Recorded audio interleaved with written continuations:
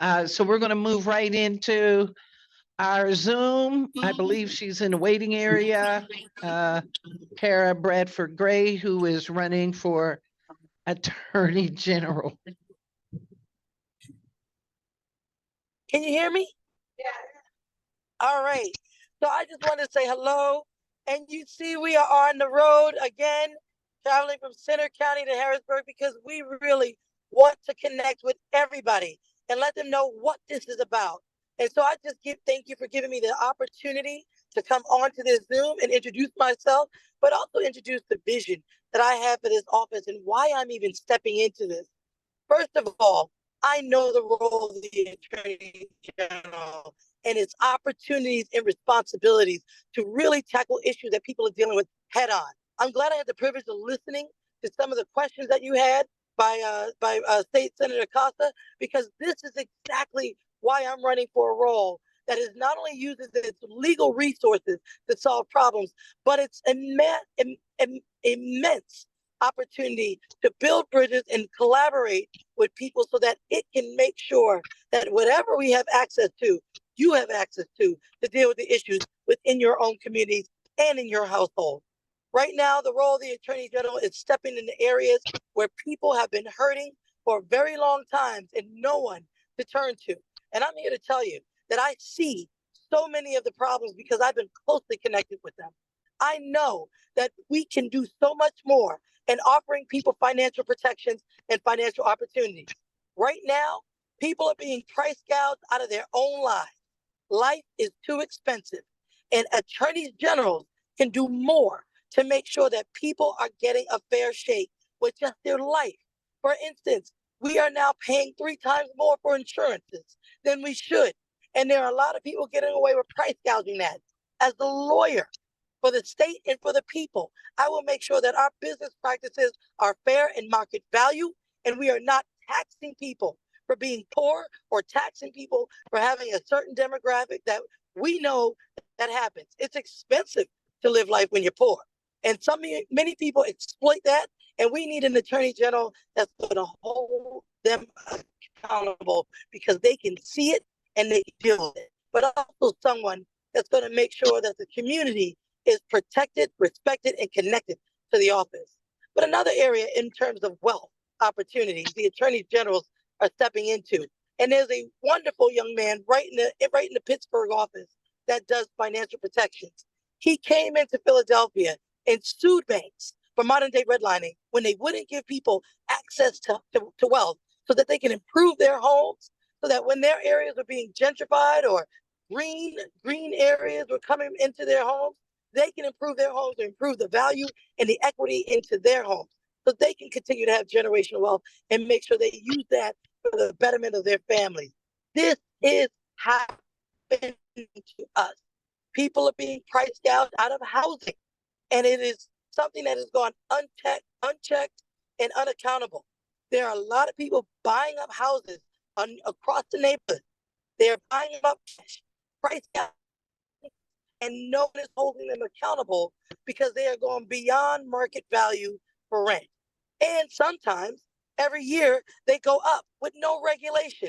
That regulatory practice will not go unnoticed under my watch because I know how much people are struggling just to maintain a stable household for them and their children.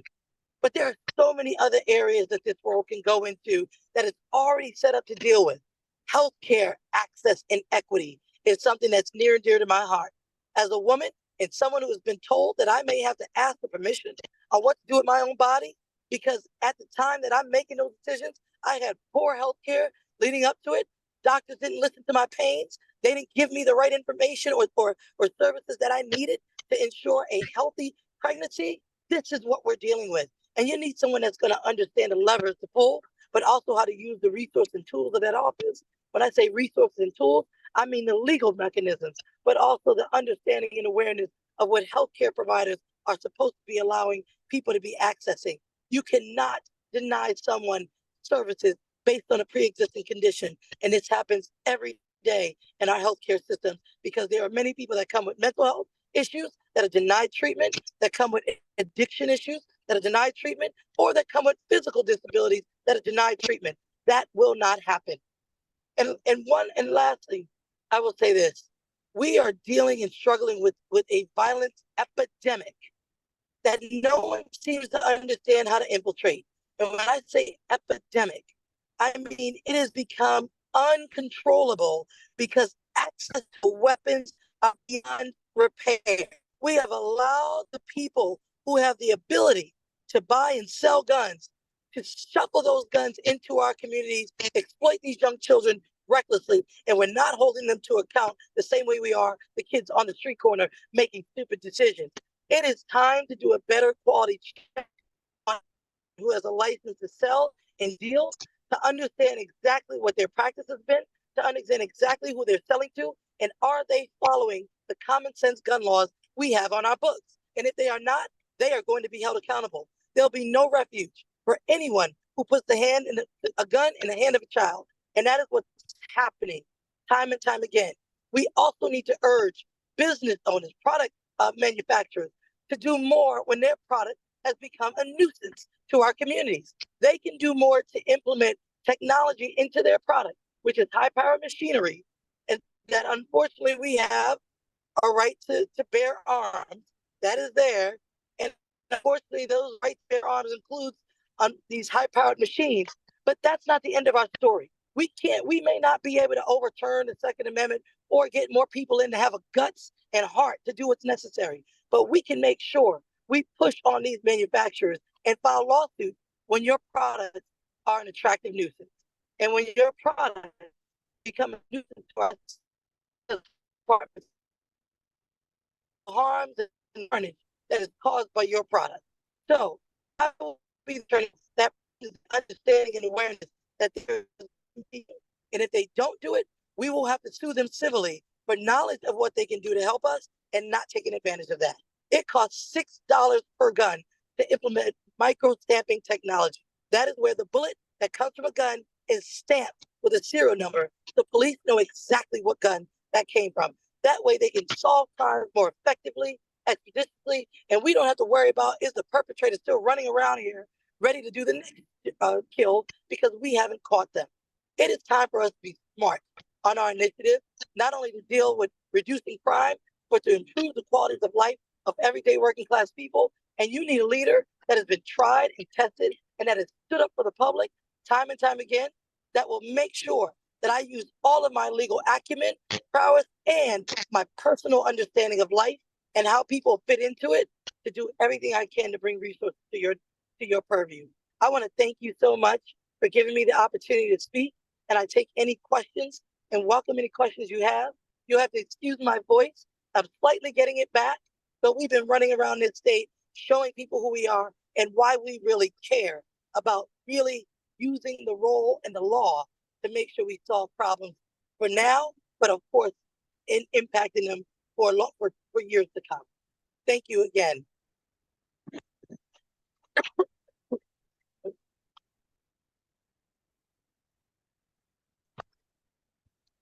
Kier, hi, it's Brenda Tate. How are you? Hi, Miss Brenda. Hi, how are you?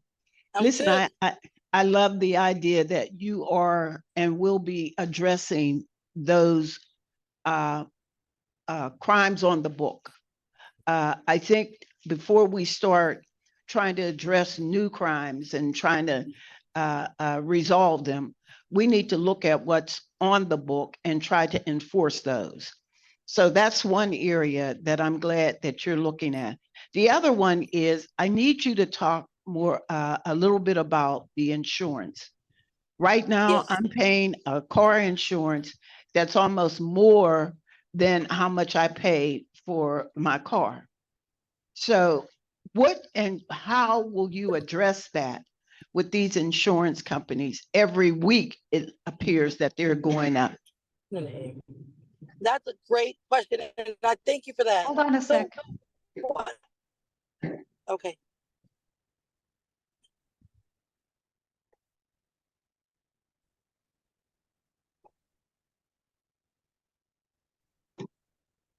When you're ready.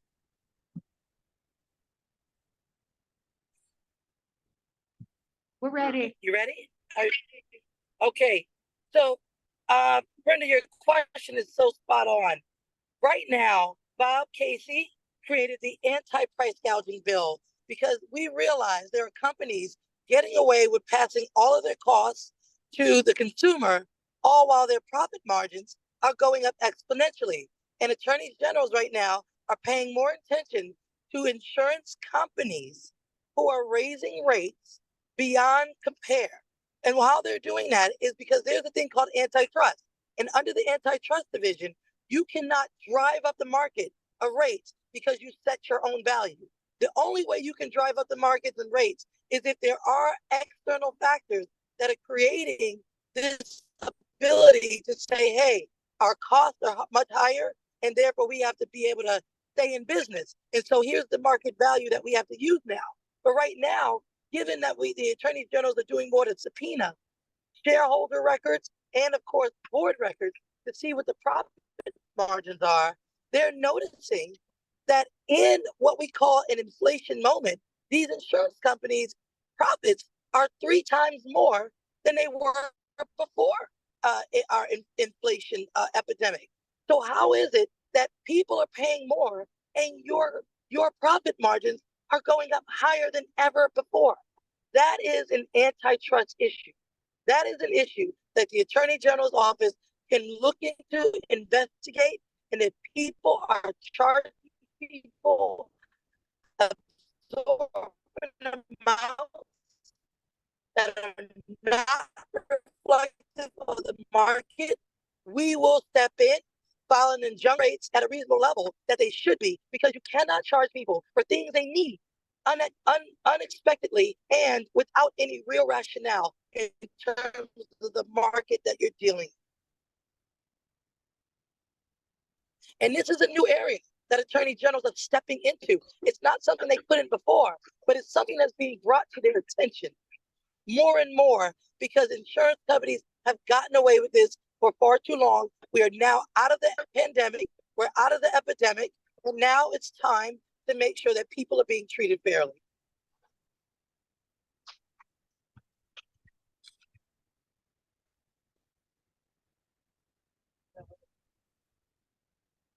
I'm not sure if there's any other questions. Thank you, Kara. This is Carmen. Can you hear me? Carmen? Yes. Good to see you again. We appreciate you taking out the time to be with us today.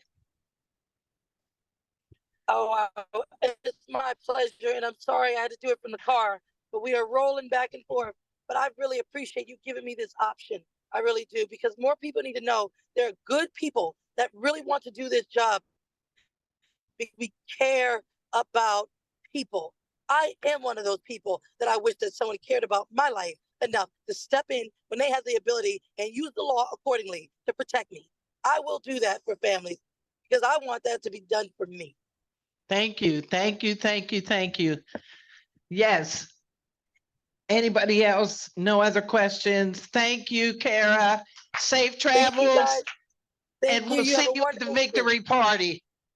Yes, come on. One Pennsylvania. We're going to say one Pennsylvania. And one Pennsylvania. Yes, yes, yes, yes. Tate knows we work with everybody. And I've worked with her. You've got a fine woman over there.